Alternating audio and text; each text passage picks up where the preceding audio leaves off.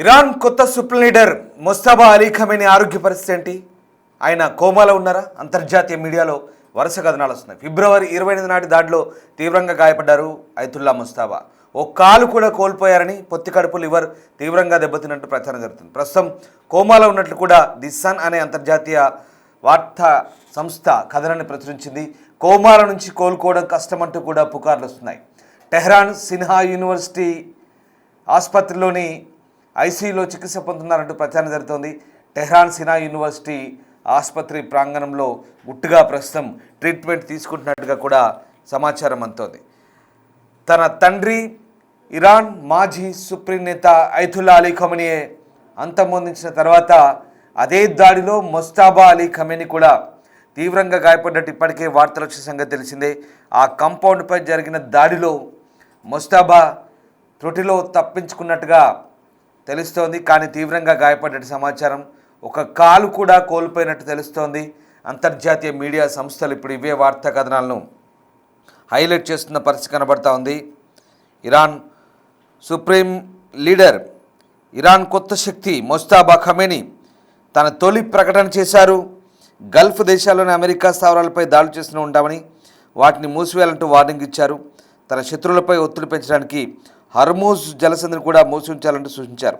అయితే ఈ ప్రకటన వెలువడిన తర్వాత మరో వార్త అంతర్జాతీయ మీడియాలో సంచలనంగా మారింది. వాస్తవానికి ఈ ప్రకటన చేయడానికి ముస్తఫా ఖమేనీ నేరుగా టీవీల ముందు కానీ లేదా వీడియో కానీ రిలీజ్ చేయలేదు. ఆయన తరపున ఒక ప్రకటన చేశారంటూ ఇరాన్ స్టేట్ టీవీ యాంకర్ మాత్రమే టీవీలో ఆ ప్రకటనను చదివి వినిపించింది. కానీ ఎక్కడా ముస్తఫా అలీ ఖమేనీ కనిపించలేదు. దీన్ని బట్టి ముస్తఫా ఆరోగ్యంగానే ఉన్నాడా, ఆయన ఎందుకు బయటికి రాలేదు, ఎందుకు అజ్ఞాతంలో ఉన్నాడని పుకార్లు కూడా చేస్తున్నాయి. బట్ దానికి ముందు 28వ తారీఖు నాడు జరిగిన దాడికి సంబంధించిన దృశ్యాలు మనం చూస్తున్నాం. మధ్యలో ఉన్న బాక్స్లో ఖమేనీ బంకర్ విధ్వంసం గురైనటువంటి దృశ్యాలవి 28వ తారీఖు నాటి దృశ్యాలవి. సో ఆ రోజు ఇదే ఖమేనీ కంపౌండ్పై చేసిన దాడికి సంబంధించిన దృశ్యాలు, యుఎస్ సెంట్రల్ కమాండ్ విడుదల చేసిన దృశ్యాలు అవి. ఫిబ్రవరి 28న సరిగ్గా Iran top leader Ayatollah Ali Khamenei అంతమొందించిన దాడికి సంబంధించిన దృశ్యాలు అవి. ఆ రోజు ఆ దాడిలో 30 బాంబులు జారవిడిచారు, తొమహాక్ క్షిపణి కూడా జారవిడిచారు. అందులో అయతుల్లా అలీ ఖమేనీతో పాటు చాలామంది 49 మంది టాప్ లీడర్లు, టాప్ ఇరాన్ సైనిక అధికారులంతా కూడా అంతమొందించబడ్డారు. అయితే ఇప్పుడు కొత్త కథనాలు వస్తున్నాయి. పాశ్చాత్య మీడియాలో సుప్రీం కొత్త లీడర్ ముస్తఫా ఖమేనీ కోమాలో ఉన్నారని, ఒక కాలు కోల్పోయారని టెహ్రాన్ వర్గాల ప్రకారం ది సన్ అనే సంస్థ వివరిస్తోంది. అలాగే యూకే మీడియా ప్రకారం వైమానిక దాడిలో గాయపడ్డ ఖమేనీ ఆసుపత్రిలో చికిత్స పొందుతున్నాడని అందులో వర్గాలకు సమాచారం ఇచ్చిందని తెలుపుతున్నారు. ముస్తఫా ఖమేనీ ఆరోగ్య పరిస్థితి తీవ్రంగా ఉందని, కడుపు లేదా కాలేయం కూడా తీవ్రంగా దెబ్బతిందని, ఫిబ్రవరి 28న అప్పటి supreme leader Ayatollah Ali Khamenei లక్ష్యంగా జరిగిన వైమానిక దాడి సమయంలోనే ముస్తఫా తీవ్రంగా గాయపడ్డారని అనుమానాలు కూడా ఉన్నాయి. ప్రస్తుతం ఆయన సినా యూనివర్సిటీ హాస్పిటల్లో ఇంటెన్సివ్ కేర్లో ట్రీట్మెంట్ పొందుతున్నారని భవనంలో ఒక వైద్య సంస్థ గుర్తింపు పొందింది. సంఘటనా స్థలంలో భారీ సెక్యూరిటీ ఉందని సోర్సెస్ చెప్తున్నాయి. ముస్తఫా చాలా సీరియస్గా ఉన్నారని ఆసుపత్రిలో ట్రామా టీంలో వ్యక్తులు చెప్పినట్టుగా సమాచారం. ఇక అక్కడి సోర్సెస్ ప్రకారం అతడు ఒక కాలు లేదా 2 కాళ్ళు పూర్తిగా కట్ అయ్యాయని చెప్తున్నారు. అతడి కాలేయం లేదా కడుపు చీలిపోయిందని, అతను కోమాలో ఉన్నాడని కూడా ది సన్ అనే వార్తా సంస్థ చెప్తోంది. అలాగే దీనికి ముందు ఇరాన్ స్టేట్ మీడియా కూడా ముస్తఫాను గాయపడిన యుద్ధవీరుడంటూ ప్రకటించడం, ఇరాన్ అధ్యక్షుడు మొసాద్ పెజెష్కియాన్ 2 రోజుల క్రితం సినా ఆసుపత్రిని సందర్శించారంటూ కూడా నివేదికలు చెప్తున్నాయి. కొత్త సుప్రీం లీడర్ సురక్షితంగా ఉన్నారంటూ పెజెష్కియాన్ చెప్తున్నారు. సో ఏదేమైనా ప్రస్తుతం ఇరాన్ కొత్త లీడర్ ఎలా ఉన్నాడనేదే ఇప్పుడు ఆసక్తికరంగా మారుతుంది. అసలు కోమాలో ఉన్నాడని, కాలు కోల్పోయాడని, కాలేయం దెబ్బతిందని, కడుపు చీలిపోయిందంటూ కూడా వస్తున్న వార్తల నేపథ్యంలో ప్రస్తుతం ఆయన ఆరోగ్యం గురించి అనేక పుకార్లు షికారు చేస్తున్నాయి. దీనికి తగ్గట్టుగా అంతర్జాతీయ మీడియా సంస్థలు వార్తలు కూడా ప్రచురిస్తున్నాయి. బట్ ఇక్కడ మళ్ళీ అమెరికా మాత్రం, ఇజ్రాయెల్ అమెరికా మాత్రం తీవ్రమైన హెచ్చరికలు జారీ చేస్తుంది. ఖొమైనీ పేరుతో వెలువడ్డ తొలి ప్రకటన తర్వాత ఇటు ఇజ్రాయెల్ తీవ్రంగా స్పందించింది. ఇక ఇజ్రాయెల్ అయితే ఆయన కీలుబొమ్మగా వర్ణించిన సంగతి తెలిసిందే. మరోవైపు యుఎస్ సీరియస్ వార్నింగ్ ఇస్తుంది. లొంగిపో లేదంటే చంపేస్తామంటూ కొత్త లీడర్కు సీరియస్ వార్నింగ్ ఇస్తోంది. అమెరికా డిమాండ్లకు తలొగ్గకపోతే ఇరాన్ కొత్త సుప్రీం లీడర్ ముస్తాబా ఖమేనీని హత్య చేయడానికి వెనుకాడమంటూ ప్రెసిడెంట్ ట్రంప్ చెప్పినట్టుగా వాల్ స్ట్రీట్ జర్నల్ నివేదిక చెప్తోంది. ఇరాన్ తన అణ్వాయుధ కార్యక్రమాన్ని వదులుకోవాలని యుఎస్ డిమాండ్ చేస్తుంది. దీనికి నిరాకరిస్తే కొత్త లీడర్ను కూడా అంతమొందించే ప్రణాళికలు సిద్ధంగా ఉన్నాయంటూ సుప్రీం లీడర్ను హతమార్చేందుకు ఇజ్రాయెల్కు మద్దతు ఇస్తామంటూ ట్రంప్ చెప్తున్నారు. సో రకంగా మరోవైపు ఇరాన్ కొత్త లీడర్ ముస్తాబా ప్రశాంతంగా జీవించలేరంటూ ట్రంప్ వ్యాఖ్యానించారు. ఇక అతను ఎన్నుకునే ప్రక్రియలో తమ భాగస్వామ్యం ఉండాలంటూ ట్రంప్ కోరుకున్నారు. మరోవైపు అయతుల్లా అలీ ఖమేనీ తన వీలునామాలో తన కుమారుడు ముస్తాబా ఖమేనీ వారసుడిగా పాలకుడు కాకూడదంటూ స్పష్టంగా చెప్పినట్లుగా న్యూయార్క్ పోస్ట్ చెప్తోంది. అయినప్పటికీ కూడా ఇరాన్ శక్తివంతమైన ఐఆర్జీసీ అంటే ఇరాన్ మిలిటరీ సుప్రీం లీడర్ ముస్తాబా అయ్యేలా ఒత్తిడి తీసుకొచ్చినట్టు తెలుస్తోంది. ఖమేనీ బతుకున్నప్పుడు ముస్తాబాకు ఎలాంటి ప్రభుత్వ అధికారిక పదవులు కూడా ఇవ్వలేదు. కానీ ఇరాన్ రాజకీయాలను వెనుక నుంచి నడిపించే వ్యక్తిగా అతనికి పేరుంది. బట్ ఇక్కడ మొత్తం మీద ఇజ్రాయెల్ కూడా చాలా తీవ్రంగా స్పందిస్తోంది. ఇజ్రాయెల్ ఒక అడుగు ముందుకేసింది. ముస్తాబా స్టేట్మెంట్ తర్వాత ఇజ్రాయెల్ ప్రధాని నెతన్యాహు నేరుగా మీడియా ముందుకు వచ్చారు. చాలామందిని చంపేశామని చెప్తున్నారు. అసలు ఎక్కడో వెనకాల దాక్కుని స్టేట్మెంట్ ఇవ్వడం కాదు, దమ్ముంటే బయటికి రావాలంటూ సవాల్ విసిరారు. అంతేకాదు అసలు ఇప్పుడున్నటువంటి ఇరానీ రెజిమే అంతా కూడా తుడిచిపెడతామని, ఈ రెజైమ్ను మొత్తం అంతమొందించిన తర్వాత అసలు ఇంకా ఎవరైనా బతికి ఉన్నారంటే ఒకవేళ వాళ్ళందరూ కూడా రోజులు లెక్క పెట్టుకోవాలంటున్నారు.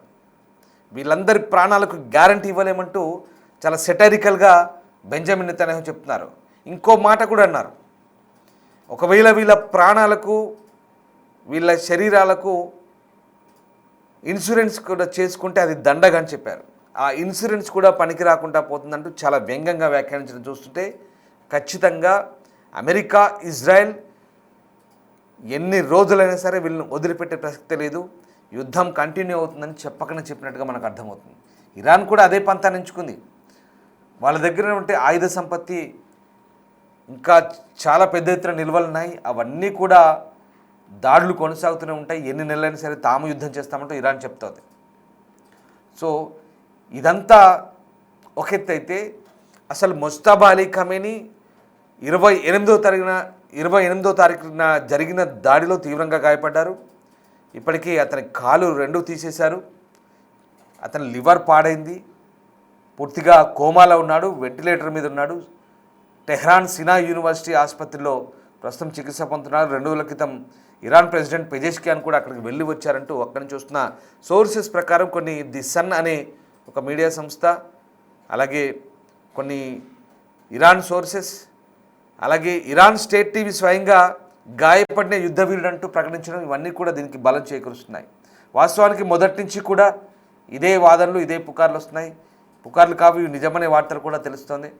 ఆ రోజు ఖమేనీ అయతుల్లా అలీ ఖమేనీ కుమారుడు ముస్తాబా కూడా తీవ్రంగా గాయపడ్డాడు. అందుకే అతన్ని చాలా జాగ్రత్తగా ఇంటెన్సివ్ కేర్ యూనిట్లో ట్రీట్మెంట్ అందిస్తున్నారు, కాపాడుకుంటున్నారనే వార్తలు ఇప్పుడు నిజమనే విషయం బయటపడుతుంది. సో మొత్తం మీద ముస్తాబా ఖమేనీ ఇంకా కోమాలోనే ఉన్నాడు, ఆరోగ్యం ఏమాత్రం బాగాలేదనే విషయం చాలా క్లియర్గా స్పష్టమవుతుంది. అంతర్జాతీయ మీడియా కథనాలు చెప్తున్న అంశాలు కూడా ఇవే. బట్ ఏదేమైనా ముస్తాబా మాత్రం పక్కాగా గాయపడ్డాడు. కోమాలో ఉన్నాడా లేదా కోలుకొని ఉన్నాడా అనేది పక్కన పెడితే ముస్తాబా గాయపడ్డాడనేది చాలా క్లియర్గా అర్థమవుతుంది. ఎందుకంటే ఇరాన్ స్టేట్ టీవీ చెప్పిన స్టేట్మెంట్ కూడా అదే, గాయపడ్డ వీరుడు అంటే దాని అర్థం ఇంకా ఖచ్చితంగా అతను యుద్ధంలో గాయపడ్డట్టే. అజ్ఞాతంలో ఉన్నాడు, ఎక్కడ బయటకు వచ్చినా అతన్ని చంపేస్తామంటూ ఇరాన్ చెప్తుంది, ఇజ్రాయెల్ చెప్తుంది దాని ప్రకారం ఇజ్రాయెల్ రక్షణ మంత్రి ఇజ్రాయెల్ క్యాట్ చెప్తున్నారు కూడా అదే. ఇరాన్ కొత్త లీడర్ ఎవరైనా సరే, పేరు ఏదైనా, వ్యక్తి ఎవరైనా, ఏ రూపంలో ఉన్నా, ఎక్కడ దాక్కున్నా అతను తమకు శత్రువేనని, అతన్ని అంతమొందించడం తమ అల్టిమేట్ టార్గెట్ అంటూ చెప్తున్నారు. అమెరికా కూడా అదే చెప్తున్నారు, లొంగిపోలేదంటే చంపేస్తామని చెప్తున్నారు. సో మొత్తం మీద ఖమేనీ ఖాందాన్ని లేపేయాలి. ఖమేనీ వారసులు ఎవరు ఉండకూడదు, అసలు ఖమేనీ పాలకులే ఉండకూడదు, మత పాలన అనేది ఇక్కడ ఇరాన్లో ఉండకూడదు అంటూ చెప్తున్నారు. ఇక బెంజమిన్ నెతన్యాహు నేరుగా నిన్న స్టేట్మెంట్ ఇచ్చారు. ఇరాన్ ప్రజలకు ఆయన అప్పీల్ చేశారు, మీకు స్వేచ్ఛాయుత పాలన కావాలంటే సహకరించండి, మేము కూడా మీ కొత్త పరిపాలన తీసుకొస్తాం, అసలు ఈ మత పాలకుల నిర్బంధ పాలన లేకుండా చేస్తాం, మీకు స్వేచ్ఛ ప్రసాదిస్తామంటూ చెప్తున్నారు. సో దీన్ని బట్టి ఇక్కడ అసలు వాస్తవానికి ఇందాక చెప్పుకున్నట్టుగా అయతుల్లా అలీ ఖమేనీ తన వారసుడిగా ముస్తాబాను అసలు పెట్టొద్దు అంటూ వీలునామాలు కూడా రాసిన తెలుస్తుంది. అంటే మొదటి నుంచి కూడా ఆయన వ్యతిరేకిస్తున్నాడు. ఈ 37 ఏళ్ల పరిపాలనలో అసలు ఈ వారసత్వం ఉండకూడదని అయతుల్లా అలీ ఖమేనీ చెప్తున్నాడు. కానీ ఇరాన్ గార్డియన్ కౌన్సిల్ కూడా అదే చెప్తోంది. కానీ ఇక్కడ ఐఆర్జీసీ ఏదైతే ఉందో, ఇక్కడ ఐఆర్జీసీ ముస్తాబాకి తొత్తుగా మారి, ముస్తాబా ఐఆర్జీసీకి కీలుబొమ్మగా మారి ఉన్నారు పరస్పరం. కాబట్టి వాళ్లకు ముస్తాబా ఖమేనీయే కావాలి, వాళ్ళ ఒత్తిడితోనే ఇప్పుడు అతని సుప్రీం లీడర్గా ఎన్నుకున్నట్టుగా చెప్తున్నారు. ఎన్నుకున్నా కూడా యాక్టివ్గా అతని పరిపాలన చేస్తున్నారనేది డౌటే. ఇక్కడ కొంతమంది చెప్తున్న దాని ప్రకారం పెజెష్కియాన్ అంటే ఇరాన్ అధ్యక్షుడు చెప్తున్న దాని ప్రకారం ఆయన చాలా యాక్టివ్గా ఉన్నారు, ఇప్పటికే డ్యూటీలో చేరిపోయారని చెప్తున్నారు. కానీ అది ఎంతవరకు నిజమనేది క్లారిటీ లేదు. సో దీన్ని బట్టి ముస్తాబా ఖమేనీ బతికున్నాడా అనేది మనం ఎక్కడ అనుమానాలు వ్యక్తం చేయడానికి లేదు. బతికే ఉన్నాడు, కానీ తీవ్రంగా గాయపడి ఉన్నాడు. వెంటిలేటర్పై ఉన్నాడా, లేదా కోమాలో ఉన్నాడా, లేదా కోలుకొని ఉన్నాడా అనేది పక్కన పెడితే తీవ్రంగా గాయపడ్డాడని మాత్రం స్పష్టంగా తెలుస్తోంది. అక్కడి సోర్సెస్ ఇరాన్ స్టేట్ టీవీ చెప్తున్న దాని ప్రకారం, అంతర్జాతీయ మీడియా సంస్థలు చెప్తున్న దాని ప్రకారం ఇరాన్ సుప్రీం లీడర్ గాయపడే ఉన్నాడు. ఇరాన్ చెప్తున్న దాని ప్రకారం గాయపడ్డ యుద్ధ వీరుడిగా వాళ్ళు అభివర్ణించుకుంటున్నాడు. సో ఓవరాల్గా దీన్ని బట్టి ముస్తాబా అలీ ఖమేనీ యుద్ధంలో తీవ్రంగా గాయపడున్నట్టే లెక్క.